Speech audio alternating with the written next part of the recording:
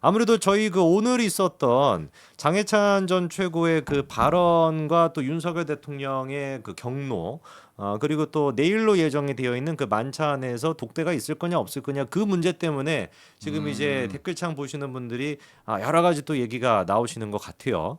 근데 오늘 어제 저녁에 TV조선이 단독 보도를 냈었나요? 어제 저녁에 이제 장해찬 전 최고가 원래 대통령실에 들어갈 그런 예정이 돼 있었지만 그게 이제 무산됐다라는 게 있었고, 오늘 아침에 이제 또 단독 기사가 또 나온 게 장해찬 전 최고가 직접 또 반박을 했다는 거죠. 무산될 일 없다. 그리고 대통령께서 그런 식으로 보도가 나간 거에 대해서 경로를 했고 어떻게 보도가 나가게 됐는지 진상 조사를 해라. 뭐 이런 식으로 얘기했다고 장해찬 전 최고가 일단 일방적으로 주장은 했습니다. 근데 이게 지금 장해찬 전 최고가 바로 최근에도 글을 남긴 게 한동훈 대표의 윤석열 대통령과의 그 독대 요청, 이게 자기 정치를 하는 거다라고 비판을 또 하다 보니까, 만약에 정말 대통령께서 장해찬 전 최고의 대통령실 들어가는 거 입성에 대해서 무산됐다라는 보도에 경로했다라고 한다면 이 자연스럽게 약간 좀 한동훈 대표에 대한 갈등으로 또 이게 연결이 될 수 있다 보니까 더 좀 예민한 주제가 됐던 것 같아요.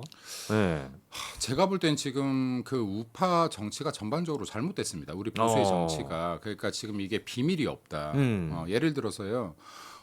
이것도 뭐 이런 발언을 하면 싫어하는 분들이 많으실지 모르겠지만은 네. 한동훈 대표가 독대를 요청했다. 이거 나가면 안 되는 말이에요. 어. 설령 독대를 요청했어도. 어. 예. 자, 왜냐하면 이 한동훈 대표와 윤석열 대통령이 만나는 것에서 지금도 여전히 제일 주안점은 의료개혁이거든요. 그렇죠. 네, 그럼 의료개혁이에요. 그럼 독대를 요청했다. 제가 봤을 때 독대를 요청하지 않아도 여기에서 식사가 이루어지고 나면 여기서도 자연스럽게 독대가 충분히 일어날 수도 있었을 거예요. 그리고 독대를 요청했는데 이게 보안이 지켜졌다면 충분히 얘기가 될 수도 있었을 것 같아요. 근데 이게 공개된 것이 문제다. 그럼 지금 이게 정치는요. 여기에 어떻게 보면은 우리들이 안에서 해야 될 일이 있고 밖에 나가서 떠들 말이 있는 것인데 이것이 지금 먼저 요청이 됐다라고 하는 것은, 예를 들어서 여기에서 이게 공개가 되고 나면은 도대체 누가 이기고 지는 게임이 돼버리는 거예요. 누군가 이기고 지는 게임이 되는 겁니다. 그러면 사람들이 독대 요청했네, 무슨 얘기했지? 그럼 이거 한동훈 대표 말대로 되는 거야? 윤석열 대표 말대로 되는 거야? 한 명은 지고 한 명은 이기는 게임으로 만들어가서는 절대 안 된다. 이게 예를 들어서 한동훈 대표를 보좌하는 분들도 마찬가지고요. 대통령을 보좌하는 분들도 마찬가지예요. 승패의 문제로 끌고 가면 이건 우리가 보수가 진다, 우파가 깨진다. 같이 이기는 윈윈 전략을 쓰게끔 만들어야지, 내가 이길 거야 전략은 다 깨지는 전략이다. 네. 이 말씀을 드리고 싶고, 네. 지금 민주당이요, 지들끼리 하는 일 절대 밖에 안 새 나옵니다. 네, 무슨 짓을 해도 밖에 안 새 나요. 그래서 이렇게 증거 잡기도 힘든 거 아닙니까? 그렇죠. 대장동 사건 같은 어마어마한 사건도 증거 잡기가 힘들어요. 근데 지금 보수 진영은요, 무슨 속삭임 말도 다 나가요. 지금 이거 오래됐습니다. 이 신뢰가 없는 거죠. 네. 그럼 이렇게 되면은 우리들이 우리 전략을 다 공개하는 거랑 똑같다. 네. 그럼 이 부분에 대해서는 너나 할 거 없이 다 조심하지 않는다라고 하면 이거 내부에서 적대적 관계뿐이 되지 않는다. 그러니까 이게 할 말 안 할 말들 좀 밖으로 가리자. 이게 제일 먼저다. 그러면은 그 말씀에다가 이제 추가적으로 독대가 이루어져야 된다고 보십니까? 안 돼야 된다고 보십니까? 전 지금 독대를 요청한 상황에서는 독대가 효과 없을 거라고 봐요. 효과가 없을 거다. 어떤 식으로든 꼬투리가 잡힌다. 예를 들어서 지금 독대가 벌써 오픈이 됐어요. 여기서 만났는데 그러면 의료개혁이 됐든 어떤 주제로 이야기를 했느냐가 나올 거 아닙니까? 근데 여기서 한동훈 대표가 제언을 한 게 안 먹혔다. 그럼 한동훈 대표는 지금 여기에 당에서 장악력이 없다가 될 것이고, 그렇죠. 여기에서 지금 한동훈 대표가 제안한 걸 대통령이 다 수용했다. 그럼 대통령이 결국엔 또 졌다로 몰고 갈 겁니다. 네. 그러니까 이게 어떤 식이 됐든 간에 누구든 지는 결과를 만들어낼 것이고, 이거는 보수가 지는 결과뿐이 안 나온다. 그러니까 이런 것들을 진짜로 어떠한 결과로 만들기 위해서는 내부적으로 조용히 이야기해라. 그리고 나서 발표해라. 그럼 이거는 민주당이 공격이 될 수가 있어요. 그럼 민주당이 예측하지 못했던 거를 내부적으로 합의해서 빵빵빵 터트려주면 이건 민주당이 뭐지 할 수 있는데, 야 너희 잘 걸렸어, 독대 요청했는데 받나 안 받나 한번 보자. 받아도 욕할 거고 안 받아도 욕할 거예요. 그렇죠. 공격거리는 다 했어요 지금 이거. 그러니까 이거를 계속해서 전략 전술을 노출시키지 마라. 뭐가 됐든 간에. 이 말씀을 좀 드리고 싶습니다. 이게 그 보면은 어느 한쪽의 문제라기보다도 양쪽의 다 문제라고도 볼 수가 있는 것 같아요. 저는 이거는 100%다 문제라고 보거든요. 근데 이게 예를 들어서요. 한동훈 대표도 마찬가지라고 봐요. 음. 제가 여기 한동훈 대표님들 좋아하는 분들 많겠지만은 음. 독대 요청을 정말 해서 하고 싶은 말이 있다면 이게 새어나가지 않게끔 했어야 된다. 네. 왜냐하면 이걸 문제를 해결하는데 독대 요청을 하고 문제 해결이 됐다고 보세요. 그럼 이 음. 공이 누구한테 가죠? 음. 한동훈 대표한테 갑니다. 그렇죠. 공이. 어. 자, 그럼 윤석열 대통령은 상대적으로 어떻게 되죠? 예. 진거 같은 그러면, 느낌이 네, 되죠. 그럼 윤석열 대통령이 개혁 방향을 밀고 갈 때 음. 한동훈 대표가 뒤에서 협조를 하고 도와서 윤석열 대통령이 이 개혁을 완수한다라고 하면 한동훈 대표가 아무리 드러나지 않으려고 해도 이 역량이 드러날 수밖에 없어요. 이게 한동훈 대표도 돕는 거예요. 윤석열 대통령이 윤석열 정권이 성공해야지만 만에 하나 한동훈 대표가 다음 차기 대선 후보가 된다라고 했을 때 대통령 되는 겁니다. 그러면 이게 제가 전에도 한번 말씀드렸는데 대선이라는 건요. 진한 제품과 신제품을 뽑는 게임이 아니에요.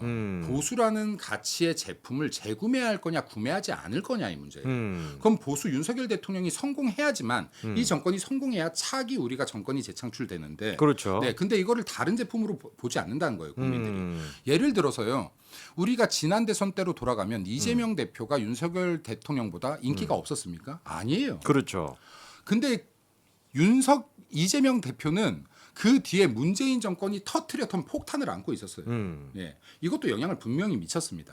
예, 그럼 이번에 만약에 윤석열 정권이 개혁과제로 삼고 있는 것들을 완수를 해내지 못하고 계속해서 지지율이 20% 아까 말씀하셨던 것처럼 10%대라고 떨어지고 그 다음에 어떤 후보가 나와도 이거는 민주당의 대선 뺏긴다. 그러니까 이거를 하나라는 생각으로 윈윈 전략을 써야지 이게 지금 네 편 내 편 이 안에서조차 갈라진다라고 하면 이거 보수 집니다. 그러니까요. 이게 참 그 잘못 끼워진 바퀴가 계속 지금 잘못 돌아가고 있는 느낌인데 한동훈 대표 같은 경우는 이제 좀 급하겠죠. 마음이 또 급하다 보니까 어쨌거나 의료개혁이라고 하는 이 문제에 맞아요. 대해서 자기의 또 어째 정치적인 입지나 당대표로서의 그거를 보여주기 위해서 지난번에도 좀 비슷한 그런 얘기가 있었는데 또 한 번 아마 이런 식으로 좀 얘기가 나온 거는 좀 추가적으로 자기의 입지를 좀 견고하게 하겠다라는 건데 이거는 또 거꾸로 생각해 본다면은 그만큼이나 친윤 쪽이나 또 대통령에서 한동훈 대표는 어차피 시간만 가면 갈수록 힘을 뺄 수 있다. 약간 이런 식으로 계속해가지고 비협조적인 모습을 보이다 보니 한동훈도 좀 급해지는 것 같고 양쪽이 좀 서로 한 발짝씩 양보를 하면은 충분히 제가 봤을 때 의료 이 문제 같은 경우도 당정이 효과적인 안을 낼 수 있을 것 같은데 그게 좀 아쉽습니다 저는. 지금 차기 네. 지금 대선 보수의 대선 주자라고 할 수 있는 사람 중에서 음. 어쨌든 간에 가장 우뚝 서 있는 게 현재 한동훈 대표예요. 한동훈 대표를 죽이고 나서 만약에 죽인다라고 하면 네. 이것도 안 되는 일이에요. 그렇죠. 예. 그럼 이게 차기 대선 주자가 뚜렷한 사람이 나올 수가 있습니까? 그러니까 이것도 안 되는 일이다. 네. 그러니까 제가 계속해서 윈윈 전략을 써야 된다라고 하는 게 윤석열 정권이 살아야 되고 그래야 그 뒤가 있다라는 말씀을 지금 저도 좀 드리고 싶은 것이고. 그렇죠. 네. 그리고 이게 정치권에 이런 말이 있어요. 급한 사람이 진다. 네, 급한 사람이 진다란 말이 있거든요. 왜냐하면 이재명 대표 민주당도 마찬가지 우리 당도 마찬가지인데 급하면은 꼭 뭔가 실수를 합니다. 말 실수가 나옵니다. 그래서 정치권에서는 항상 급한 사람이 진다라고 하는데 급할 이유가 없다. 아직 3년 가까이 남았다. 네, 3년 가까이 남았고 이 기간 동안에 우리 보수가 똘똘 뭉친다라고 하면 이길 구멍이 분명히 있다. 그렇죠. 네, 뒤집을 구간이 분명히 나온다. 여기에 플러스 지금 이재명의 사법 리스크가 현실화되고 있고 이재명뿐만이 아니라 문재인 사법 리스크까지 현실화되고 있죠. 그럼 이러한 부분들에서 우리가 갈라지지만 않는다면 보수가 무조건 이긴다. 그러니까 이 내부에서 갈라침이 없어야 된다는 말씀드리고 싶습니다. 맞습니다. 그까지 해가지고 요 얘기도 한번 정리를 저희가 해보도록 하겠습니다.